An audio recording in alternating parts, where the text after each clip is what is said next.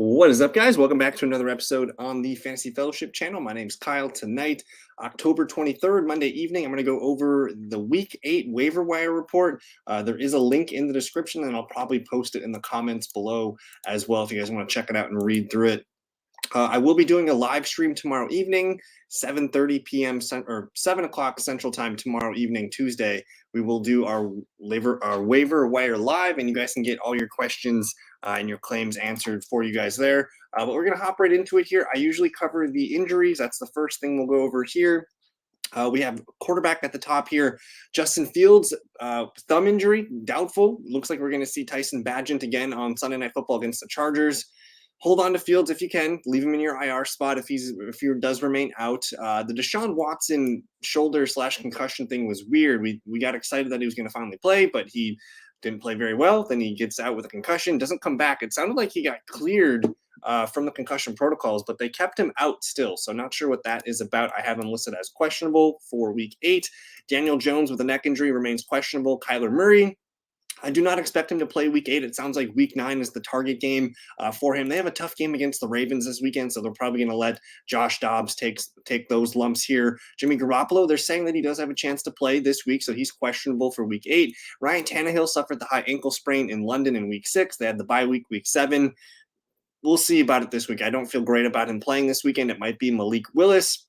Jalen Hurts, they had a little knee thing pop up on the injury report, but it doesn't sound too serious. And those are your major quarterback ones. Running back, Christian McCaffrey, we're going to see him play tonight on Monday Night Football. We'll see how he looks, and we'll kind of reassess this tomorrow. Saquon Barkley hurt his elbow. It seemed like he was able to play through it, and we'll have to monitor his practice reports here. But it sounded like a hyperextension of his elbow, so we'll keep an eye on that throughout the week here. I'm listing David Montgomery doubtful with his rib injury. They already said he's going to miss multiple weeks. They have a bye week, Week 9. It makes sense to rest him Week 8 here and get him to Week 10. So I'm not expecting Montgomery back to Week 10. Now, Jerome Ford, this one was interesting. He had a great touchdown run to start the game, and I think he was the first touchdown scored on Sunday. But ankle, wearing a boot after the game, I'm going to list him as doubtful. We'll talk about Kareem Hunt later. Miles Sanders coming back off the bye with a groin and shoulder injury. We'll list him as questionable, but he's probably more probable. Roschon Johnson, it's been a couple weeks since we've seen him with that concussion. That's kind of concerning. And it looks like Deonta Foreman, he really balled out yesterday against the Raiders here. So Foreman might be the lead back even when Roschon comes back here, but I still want to monitor Roschon. If he does play, I'm interested in seeing what he can do. Zach Charbonnet missed his first game of the year with a hamstring injury. We'll watch his reports and see if he can get back. Keaton Mitchell finally got a touch.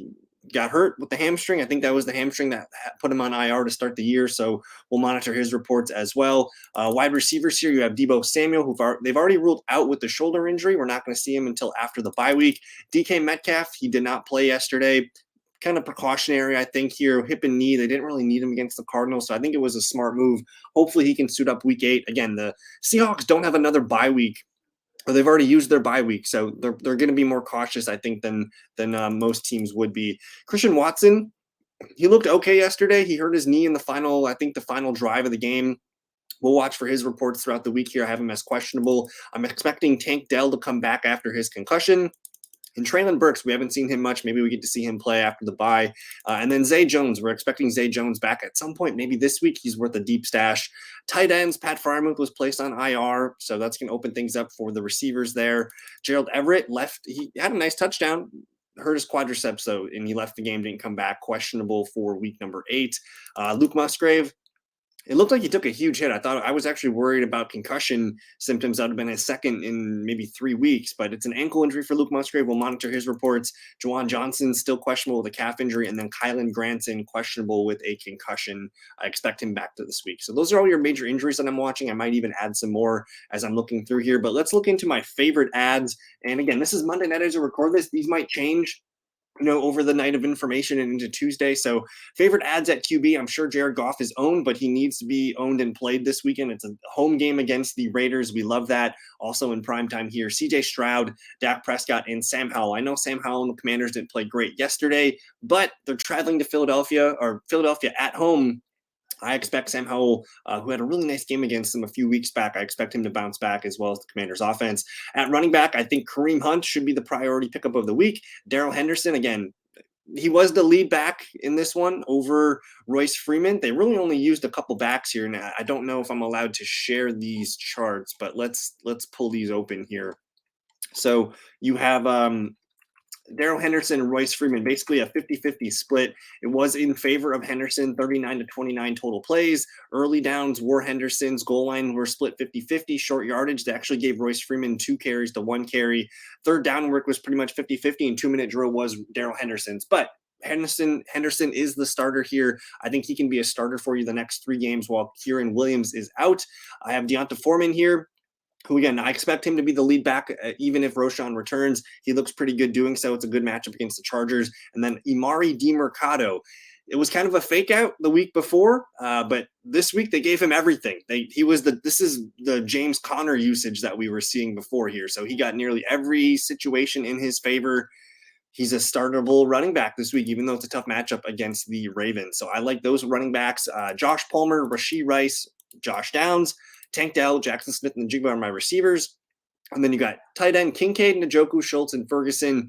We're going to be going aggressively at Dalton Kincaid if he's available. And then just some quick defenses for you guys. Kansas City Chiefs, they're going to go to Denver. The Giants are hosting the Jets. And then the Falcons, I believe they're traveling to Tennessee with potentially no Ryan Tannehill. So let's get into this in a little bit more detail. These quarterbacks need to be rostered. And if you're streaming quarterback this weekend, sure, Jordan Love at home versus Minnesota is not a bad call. Not sure what's going on with Cleveland's quarterback. Geno Smith, tough matchup at home against Cleveland. Not interested in that game at all. But there's Jared Goff, who's 70.5% rostered. He would be my streaming choice if I have one. Otherwise, Dak Prescott at home off a bye against the Rams that just let Kenny Pickett and the Steelers offense score 3 touchdowns. I think I'm open to Prescott being a nice play off the bye. And then Wilson maybe against Kansas City at home, but I'm not excited about it. Matthew Stafford against a tough Dallas defense, not super excited about it, but I am excited about CJ Stroud coming off a bye, traveling to Carolina. That should be a nice spot here. So Goff, Prescott, Stroud would be my streaming options. I'm going to add some stars and bold Sam Howell as well. He would be my cheapest option. So if you can't get Stroud, I like Howell. Otherwise, I don't know, maybe Kenny Pickett versus Jacksonville down here. Maybe Jimmy Garoppolo versus Detroit. It's kind of ugly down here. So hopefully you guys can get Stroud or Howell. But otherwise, just some quarterbacks for Superflex here to throw out. Gardner Minshew, again, needs to be owned. Ryan Tannehill versus Atlanta. Don't love the spot there for him. We might be looking at his backups. And then Tyrod Taylor, maybe he gets a start over Daniel Jones. He's a super flex option. And then PJ Walker probably just needs to be owned going forward with the questions around Deshaun Watson. Super flex deep stashes. You got Aaron Rodgers, Tyson Bagent. Might get a third start here. We're not really quite sure. If anything does happen to Jimmy Garoppolo going forward, I think we're just going to see Aiden O'Connell. I think Brian Hoyer lost his chance here. Jameis Winston, again, Derek Carr not playing well. Maybe we see Winston at some point this year. We might see Malik Willis or Will Levis start this week. I'm going to put my money on Malik Willis over Levis. And then just some deeper stashes here. Mike White and Day Dalton. I got to probably update that. Taylor Heineke. Might see Jacoby Brissett if the Commanders keep losing games. And then Drew Lock if the Geno Smith Seahawks continue to look not so great. Moving on to running back again, Gus Edwards played well, but literally the entire Ravens offense played well, and Gus Edwards was just a product of that. So I think he's still a low-end RB2 flex option if you need somebody here. But the guy that I really like is Foreman. I think, we're not going to expect him to score 3 touchdowns every week, but it does look like he can be their short yardage and goal line runner going forward. Even if Roschon returns, it still might be somewhat of a split, but they basically split 50-50 yesterday down the middle. And I'm going to see if I can actually find that. Is Foreman in here? Let me see if I can find Foreman's numbers real quick for you. That's the Broncos. Okay, so yesterday, a 30 split. That's the Broncos. My bad here. You can see Deonta Foreman got 33 total plays. Darrington Evans got 32. I think you could essentially just plug in Roschon Johnson for Darrington Evans here. Evans is going to be the third down in the 2-minute, or Roschon would be the third down and 2-minute back here. You're going to continue to see early downs go to Foreman, probably goal line, short yardage. Maybe Roschon can steal some of that, but this is kind of what I expected to look like with a healthy Roschon. You just remove Evans and you put Roschon in there for his numbers. So I like Foreman quite a bit. Jaleel McLaughlin continues to look fine, but the other guy that I like a lot here, and he's the running back pickup of the week here, it's Kareem Hunt. And we don't know the extent of the injury to Jerome Ford, but I know he's not going to play this week. Kareem Hunt, could be the starting running back, and maybe he never looks back. I don't know. Either way, though, he's a plug-and-play RB2 this weekend against Seattle. He's the pickup of the week if you need a running back.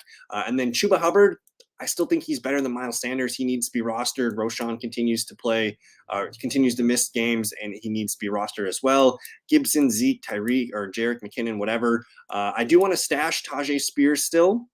And then I should probably add some stars to Devin Singletary because we did see his usage uptick last week.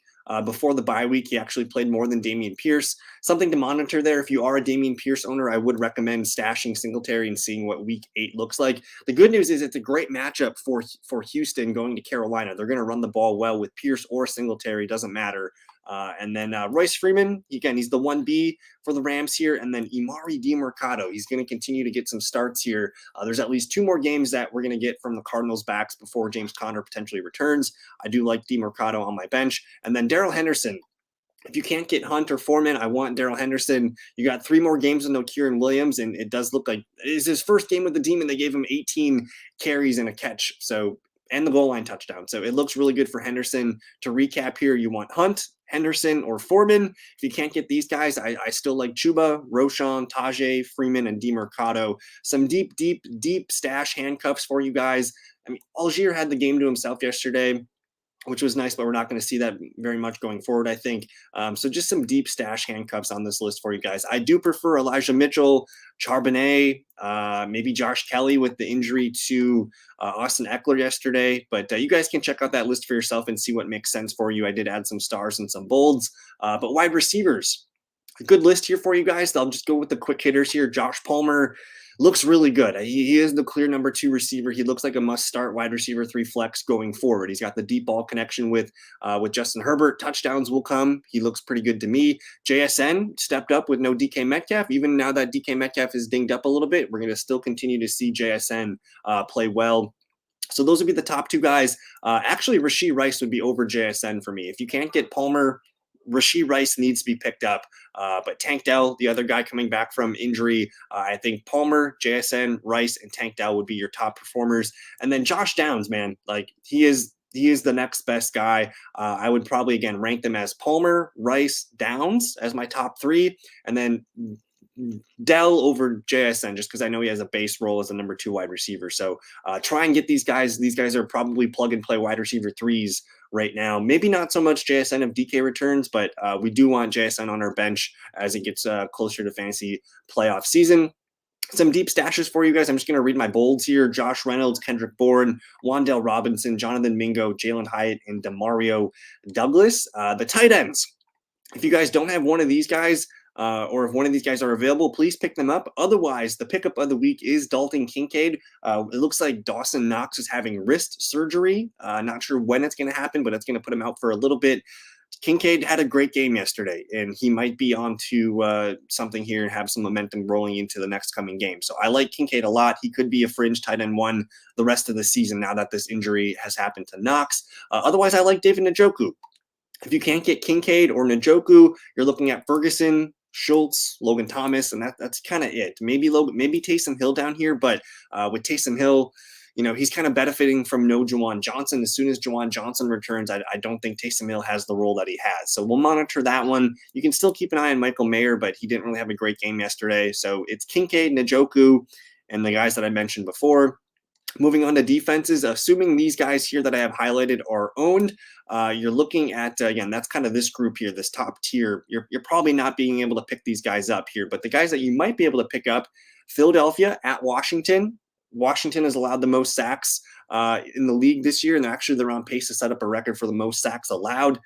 So Philadelphia, great play here. Baltimore Ravens at Arizona, love that play. I'm not opposed to the Steelers versus Jacksonville. It's a home game for Pittsburgh. And then Miami at home versus New England. Those are some solid plays here. And if you can't get those guys, Kansas City at Denver, fire those guys up. Otherwise, I kind of like the New York Giants versus the Jets. They've actually looked pretty good, like a different defense the last couple games here, getting to the quarterback and limiting offenses here. So the Giants, I don't hate.